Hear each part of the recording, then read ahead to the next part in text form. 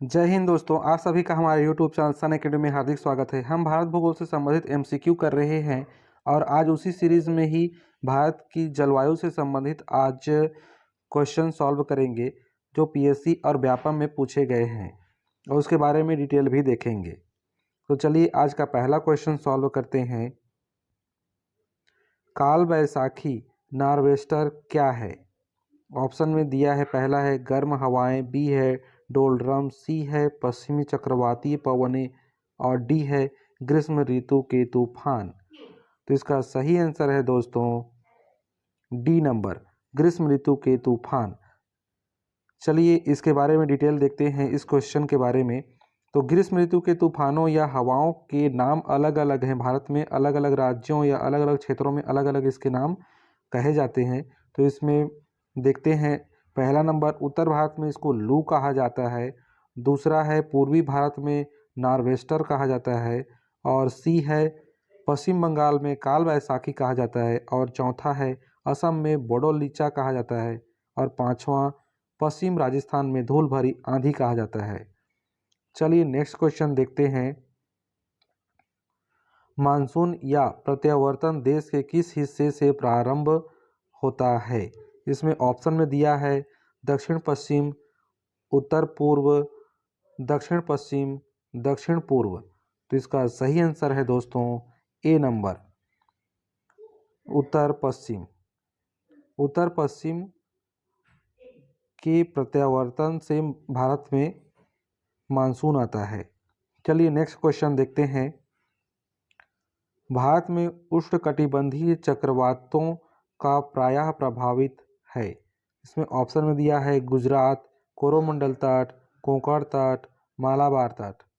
तो इसका सही आंसर है दोस्तों बी नंबर, कोरोमंडल तट। जो उष्णकटिबंधीय चक्रवात हैं यह कोरोमंडल तट प्रभावित है। इसमें गुजरात तट देखते हैं, गुजरात तट मतलब गुजरात क्षेत्र है जिसको कठियावाड़ तट भी कहा जाता है, और इसमें कोंकण तट है आपका जो महाराष्ट्र और गोवा का क्षेत्र है उसको कोंकण तट कहा जाता है, महाराष्ट्र और गोवा का क्षेत्र को। और मालाबार केरल के क्षेत्र को कहा जाता है, मालाबार केरल के क्षेत्र को कहा जाता है। और जो कोरोमंडल तट है यह तमिलनाडु क्षेत्र को कहा जाता है, मतलब तटवर्ती क्षेत्रों के नाम हैं। तो जो उष्णकटिबंधीय चक्रवात है यह कोरोमंडल तट प्रभावित होता है, मतलब तमिलनाडु क्षेत्र, जो तमिलनाडु राज्य है वह क्षेत्र प्रभावित होता है चक्रवातों से। चलिए नेक्स्ट क्वेश्चन देखते हैं। इसमें इसका डिटेल देखिए। उष्णकटिबंधीय चक्रवात मुख्यतः बंगाल की खाड़ी में उत्पन्न होती है जो कोरोमंडल तट को प्रभावित करते हैं। चलिए नेक्स्ट क्वेश्चन देखते हैं। निम्नलिखित में से किस चक्रवात से ने विशाखापट्टनम को प्रभावित किया है? तो यह करंट का क्वेश्चन है दोस्तों। जैसे वर्धा है, बी है असूबा है, सी है हुदहुद है, और डी है चपला। तो इसका सही आंसर है सी नंबर, हुदहुद। चलिए नेक्स्ट क्वेश्चन देखते हैं। निम्नांकित क्षेत्रों में कौन सा क्षेत्र मानसून की अरब सागर शाखा से अधिक प्रभावित नहीं होता है? अरब सागर क्षेत्र से मतलब शाखा से। तो इसमें देखते हैं, पहला है पश्चिम घाट, बी है दक्कन पठार, सी है मध्य प्रदेश, और डी है छत्तीसगढ़। तो इसका सही आंसर है दोस्तों डी नंबर, छत्तीसगढ़ बेसिन। चलिए नेक्स्ट क्वेश्चन देखते हैं। भारत में वर्षा किन पवनों से होती है? ऑप्शन में है उत्तर पश्चिम मानसून, दक्षिण पश्चिम मानसून, दक्षिण मानसून, और डी है पूर्व पश्चिम मानसून। तो इसका सही आंसर है दोस्तों बी नंबर, दक्षिण पश्चिम मानसून।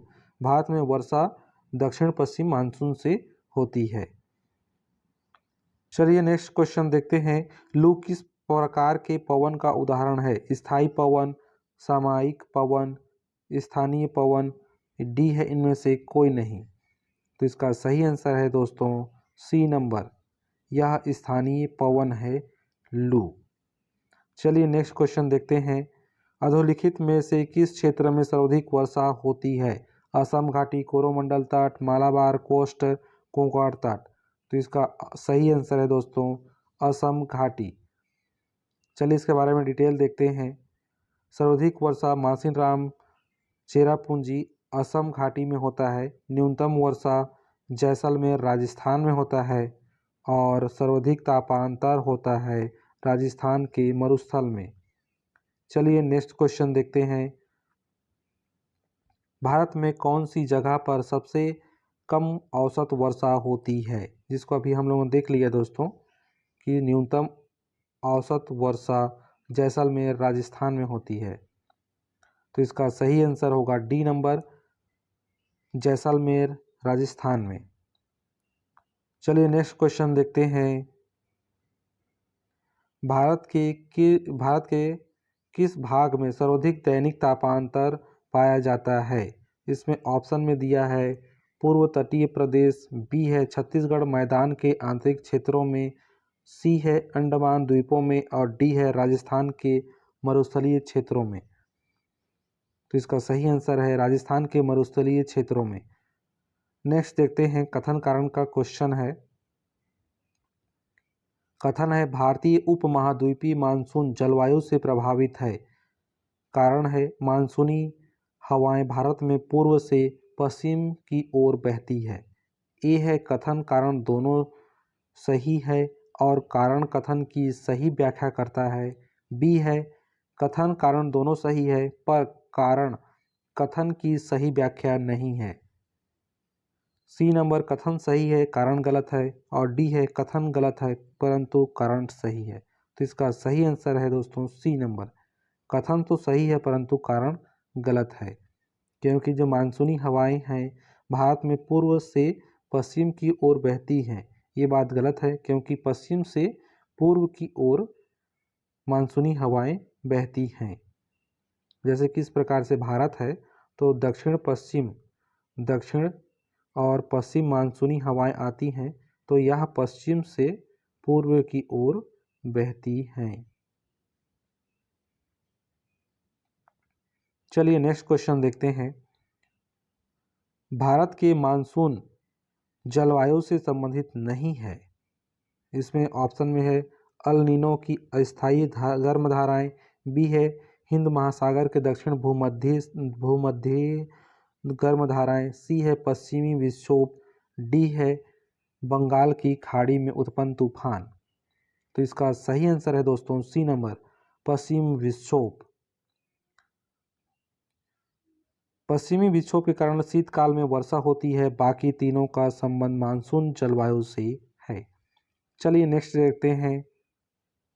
भारत में निम्न में से कौन सा वन बहुतायत में पाया जाता है? इसका सही ऑप्शन इसमें से बताना है, जिसमें ऑप्शन दिया हुआ है उष्णकटिबंधीय सदाबहार एवं अर्ध सदाबहार वन, बी है उष्णकटिबंधीय पर्णपाती वन, सी है उष्णकटिबंधीय कांटेदार वन और डी है उपरोक्त में से कोई नहीं। तो इसका सही आंसर है दोस्तों बी नंबर, उष्णकटिबंधीय पर्णपाती वन। चलिए नेक्स्ट क्वेश्चन देखते हैं। जब सूर्य की किरणें मकर रेखा पर लंबवत चमकती हैं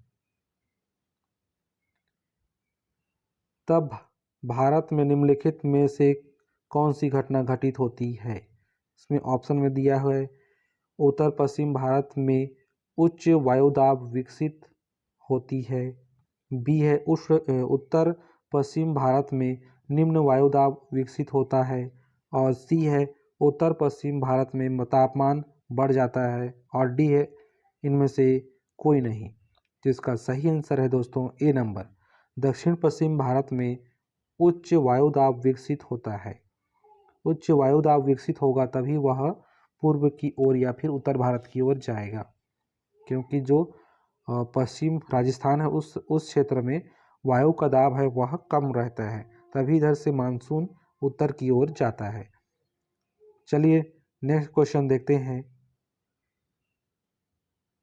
भारत में सर्वाधिक वर्षा मुख्यतः प्राप्त होता है। इसको देख लिए हैं दोस्तों यह सर्वाधिक वर्षा दक्षिण पश्चिम मानसून से प्राप्त करता है। सी नंबर सही है। चलिए नेक्स्ट क्वेश्चन देखते हैं। उष्णकटिबंधीय वन अनुसंधान संस्थान कहाँ स्थित है? इसको तो याद करने वाला है दोस्तों। इसका सही आंसर है जबलपुर में। उष्णकटिबंधीय वन अनुसंधान संस्थान जबलपुर में है। चलिए नेक्स्ट क्वेश्चन देखते हैं।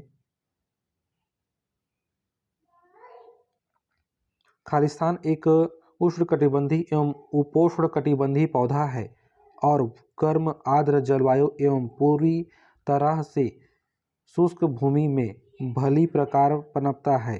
इसकी खेती के लिए आदर्श तापमान 20 डिग्री सेल्सियस